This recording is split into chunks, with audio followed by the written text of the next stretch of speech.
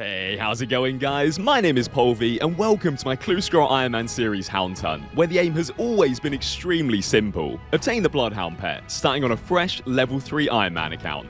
Throughout the series, we've come far, achieving max total on the account, with a few extra surprises along the way. But despite all the progress, we still don't have the bloodhound, so the journey isn't quite over yet. Hey, how's it going, guys? And welcome back to episode number 85 of Hound Hunt. So just in case you missed the previous episode, as per usual, we cracked open a ton of clues, around 200 in total in the last one. And in the process, we actually managed to snag our first ever piece of Gilded from a hard clue as we received the Gilded med helm.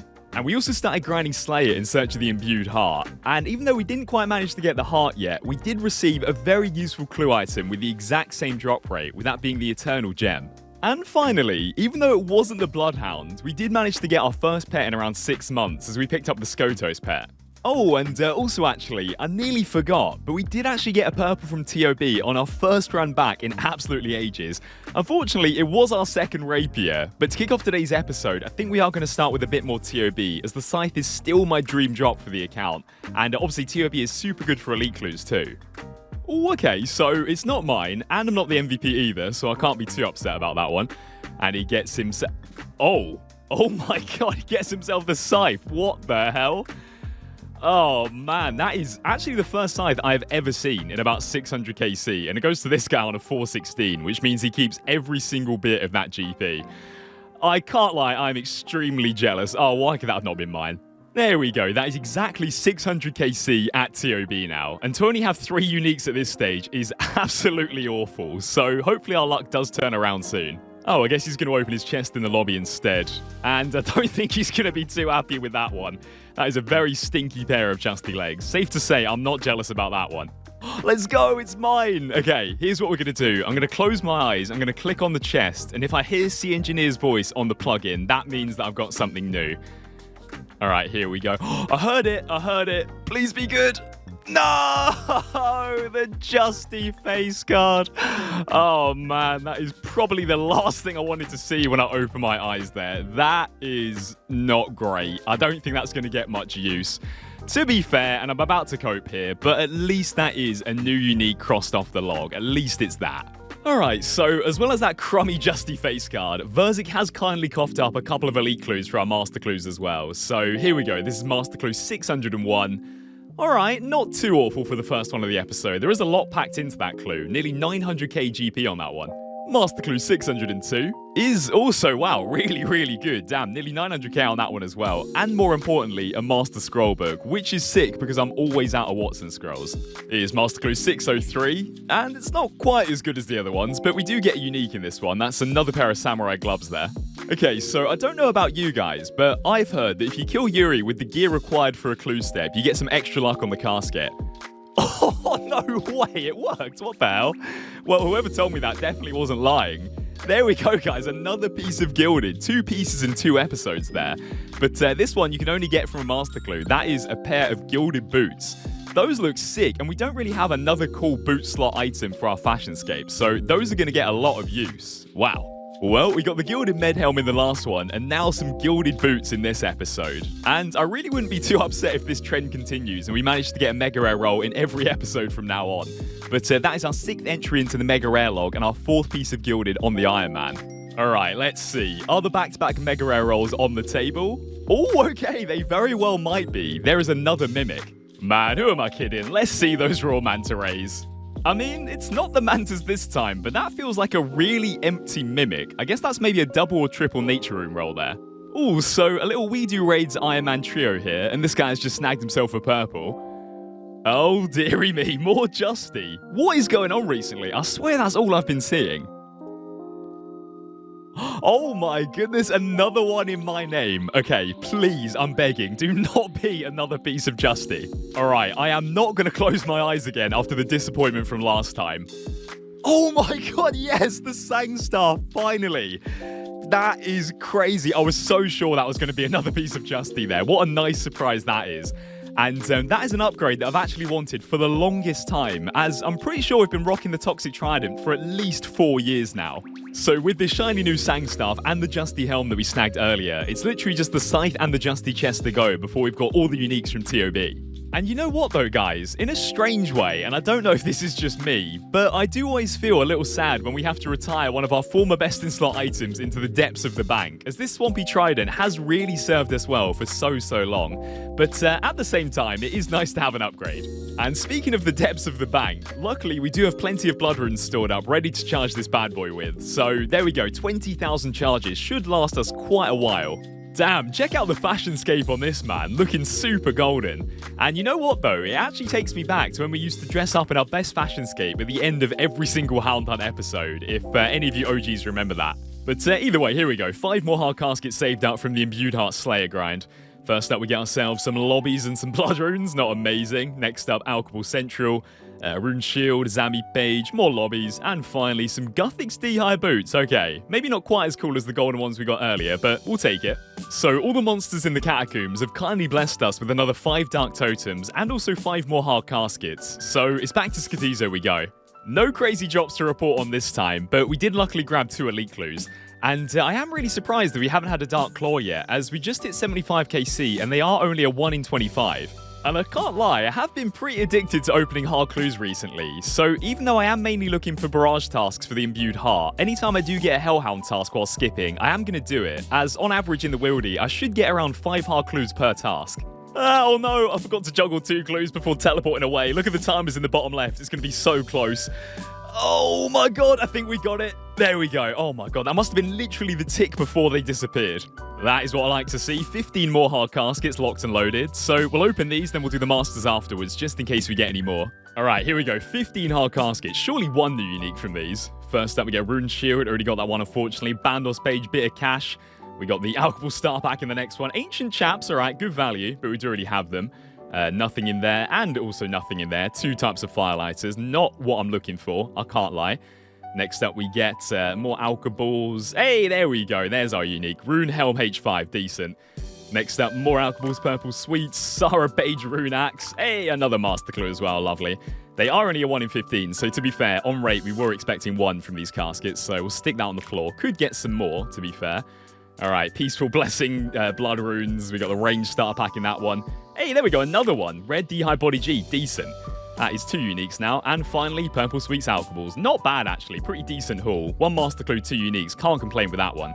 Here comes Master Clue 606. First one of the 3. And wow, again, pretty stacked, to be honest. Nice bit of variety in that one. Master Casket 607. Oh no, dearie me. From absolutely stacked to absolutely empty. That is a certified stinker right there. Alright, final Master Casket for now is significantly better. That's more like it. Nearly 800k on that one, and a little ball sack in the bottom there as well. So I'm always looking for new ways of mixing up how I get my elite clues to trade in for masters. So I thought I'd give a bit of Muspah a go.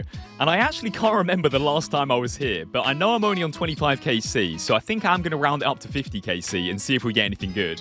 And just like that, there is 50kc at the Phantom Muspah. No drops, no clues, and most importantly, no fun at all. I actually remember now why I only did 25kc back in the day, so we are going to leave it there for now.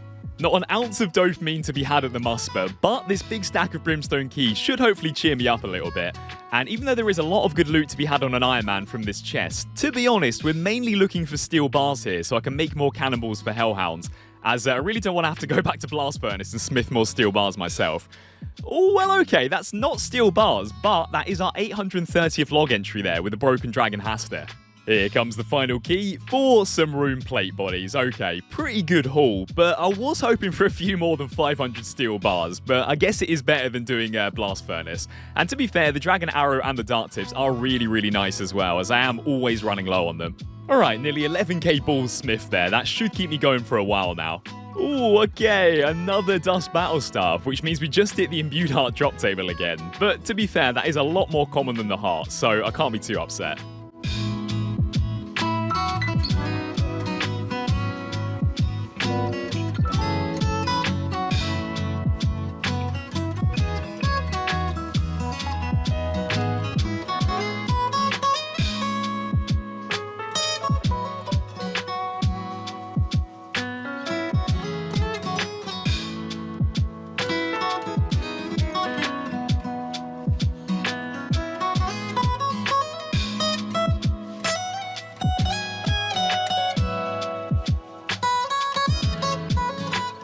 Oh, rats! That is a real shame, actually. It appears that I've ran out of space in my very neat and organized bank, as you all can see here. And, well, as much as I could take the time to neaten it up and tidy it a bit, much like in real life, I think what I'm going to do is spend some money and make all of my problems go away for a while. There we go, much better. Another day and another 5 dark totems. And another day where I've been scammed of this dark claw. Where is it, man? 80 KC now. And that is 8 hard clues in a single Hellhound task. Don't mind if I do. I figured that the 5 stacks were getting a little bit underwhelming now, so I've gone ahead and saved up a nice big 20 stack of hard caskets.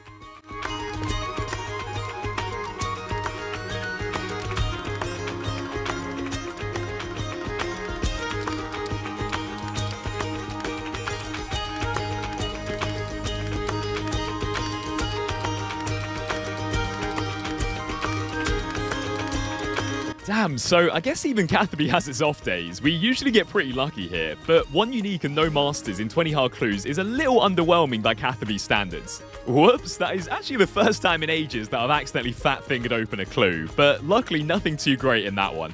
Alright, I'm not sure why this popped in my head, but I feel like I've got a really distinct memory of opening a clue here super early into the series and getting something actually quite decent, so let's try out the North Arley Bank. Let's see then, guys. Will this random prophecy that popped into my head come true? All right, starting off with a double page drop. Not looking good so far. There we go. That's better. There's a master clue. Haven't had one of those for a while from a hard clue, to be fair. Next up, runes, alcohols, the standard. And we get a Guthix plate body. New entry, not bad. Oh, let's go. Another D-hide shield. And also a rune defender ornament kit. That is a double unique there, or a double new unique. Are you serious? We went that long without one, and we just got one back to back. And some alcohols to finish it off. What the hell? We went 666 hard clues without a Rune Defender ornament kit, and then we get another one in the next clue. That is insane. But to be fair, though, that D-hide shield is actually, I believe, the rarest thing that you can get from a hard clue other than hitting the Mega Rare table. Yeah, no, what? We might have found our new clue opening spot. Those are actually pretty decent. All right, let's see if the masters are any good. Starting off with a lovely bowl wig, just what I wanted. We'll slap that on. Nice bit of fashionscape. Are you joking me? Another Defender ornament kit. We got 2 rune ones. Now we got the dragon one as well. Whoa, what the heck? I have never seen that before. The Abbey Demon just dropped me a hard and an elite clue at the same time. I mean, I'm not complaining in the slightest, but I feel like I need to run the math on that one. So it turns out that with the Elite Combat Diary completed, those clues right there were a 1 in 137,940 chance of dropping. And I've gone ahead and traded them in for this master, so surely with RNG like that, this has to be the bloodhound right here. No, it is not. 5 more Scatizos have been slain, still no Dark Claw, but there we go, at least we got 1 elite clue. So I've slithered my way over to perhaps my least favourite place in the game for this opening. And as a few of you guys have most likely spotted, I am still rocking the Kandarin Headgear 3. And the reason why is because I absolutely refuse to do BA. And even though the Headgear 4 would be amazing for our master clues, I've gone this long without it and I intend to keep it that way. Alright, let's see. I might change my mind about BA if we get some good RNG here. Starting off with, I think that's a double shark roll combo. Every blue item in the game, blue D-hide body. More alcohols, Sarah Page, more alcohols, runes, so it's not looking good so far, is it? Bandos braces. Hey, there we go, on the final one. Sarah braces and Sarah chaps in the same clue there. Alright, let's see what the Masters got in store. And we get a D-Halley and 2 types of herbs. I mean, not the worst clues in the world, but not enough to change my mind about BA, that's for sure.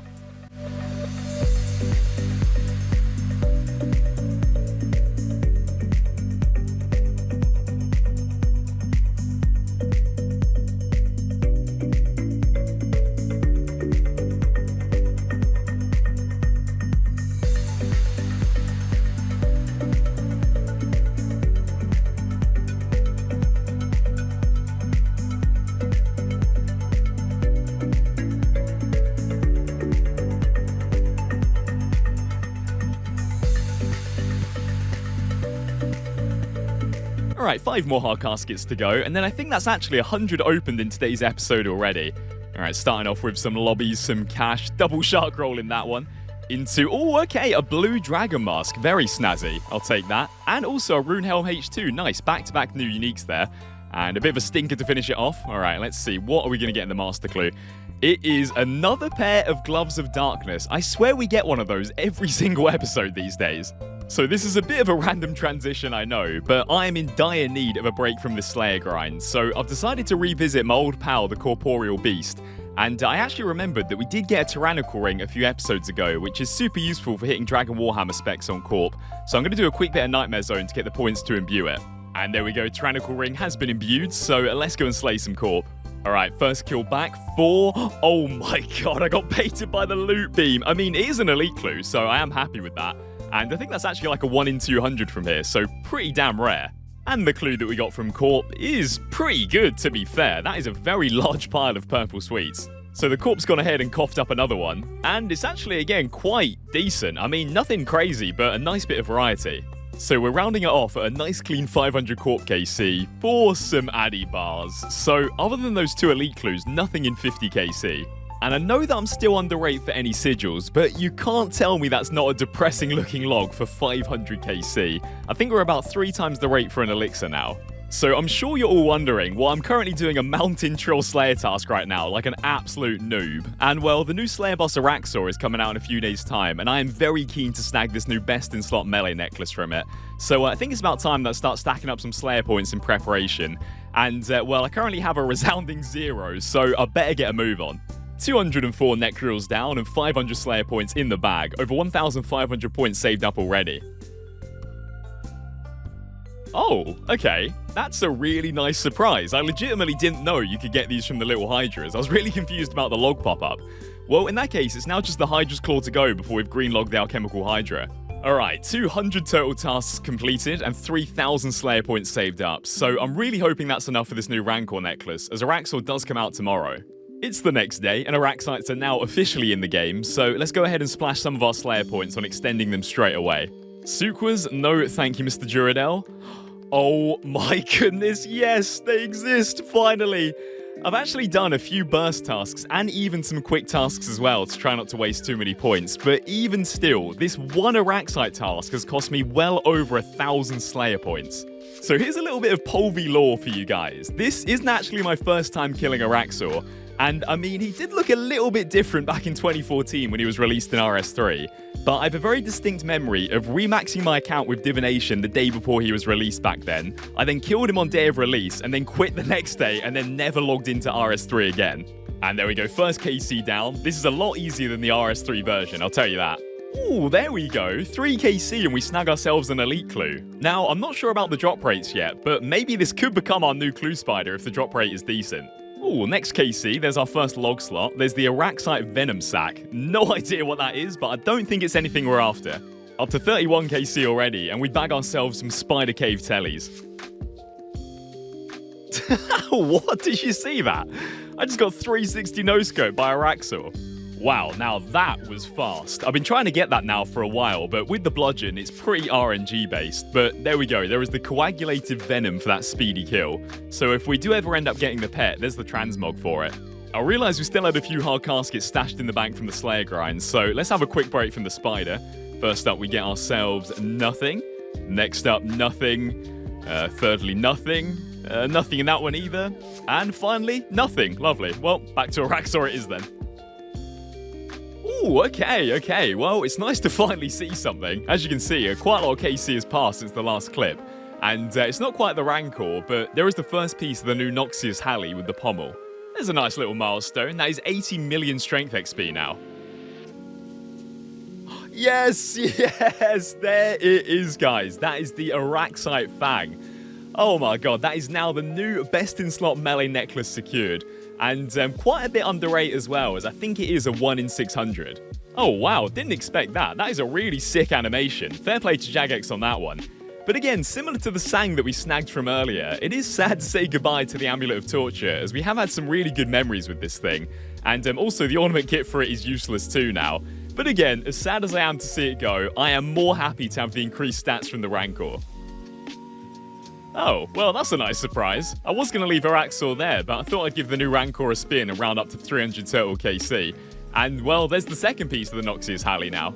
So I'm not overly bothered about getting that final Halley piece quite yet. But what I do want to get are these new Araniae boots. I think that I'm saying that right, that the baby Araxxites drop. As I've heard that they basically make Sarachnis AFK now, which sounds pretty damn good to me. So every time we get an Araxxite task, I'm going to be here until I get the boots. So with all of that spider content, I reckon that we need to balance it out a little with some more clues. So as you can see, I've got a ton of clues on the floor already, and we do also have 5 more totems for Skatizo as well. Oh wow, what an absolute stack that is. Well, let's make that 6 more dark totems then. I sound like a broken record here, but there is 96 Skatizo KC and still no Dark Claw. But either way, are you ready for this one, guys? Take a look at the plantation. This might possibly be the biggest that it's ever been. So here we go, guys. To end off today's episode, we have ourselves the successful yield from this year's plantation. 14 hard and 7 master caskets. Alright, we're going to kick it off with the hard caskets and hopefully snag 1 more master from these. Alright, first up we get nearly 500k in scrolls and a master on the second one. Lovely.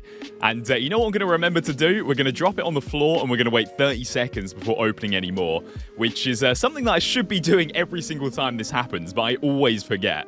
Hey guys, this is a little bit weird, but this is actually me from the future whilst editing this video, as these clips are about 6 months old. So Jagex have actually changed this now, so you can roll master clues within 30 seconds of each other, but back then it was still in the game, so just wanted to give a little disclaimer. Alright, back to past me. Alright, that should have been more than enough time. 12 more to go, starting off with Purple Sweets couple rune items, cheeky Armadillo page in that one. More Purple Sweets, more rune items. Armadillo chaps there, 500k, decent. And some more alcohols, would you believe it? I feel like I say the same thing every time for hard caskets, but they literally are just Purple Sweets and alcohols most of the time. Alright, 7 more. Starting off with 3 rune plate legs. There we go, my point's proven. And again, little pith helmet in that one, the range starter pack. Hey, there we go, master clue number 2. So I will see you guys in 30 seconds. Last 2 to go. Let's see, can we get any more masters to add to the plantation? We got 2 uniques that we've already got in that one. And lastly, no more master clues. But to be fair, getting 2 in 14 hard clues is pretty decent. So let's go solve them. You know, I still get nervous every time we have a decent stack of masters in the inventory. But let's see, will we get anything good in these? Starting off 169k, not the best. Next up, 420k, slightly better. We get a little ancient page there, do not need that. Some cash, some rune bars, and 2 dragon sims in that one. You know, I really need to get around to alking all of these clue items. I've probably got like 100 mil worth of clue alks in the bank, but that's a problem for future me. All right, 4 more to go. Next up, samurai boots. Do not need those. Got some gilded ones earlier. We got 2 types of firelighters, 2 types of dragon items, cheeky ball sack, and finally, a big old fat cash stack. Unfortunately, no big fat old bloodhound though in those. But with all that said, guys, that is where we're going to be ending it off for today's episode of Hound Hunt. So as always, I really hope you guys have enjoyed the video today. So if you have, and you haven't yet, then a big old like on the video is always appreciated around here, and also a sub to the channel too if you are new. But until next time, guys, as always, stay safe, and I'll see you very soon.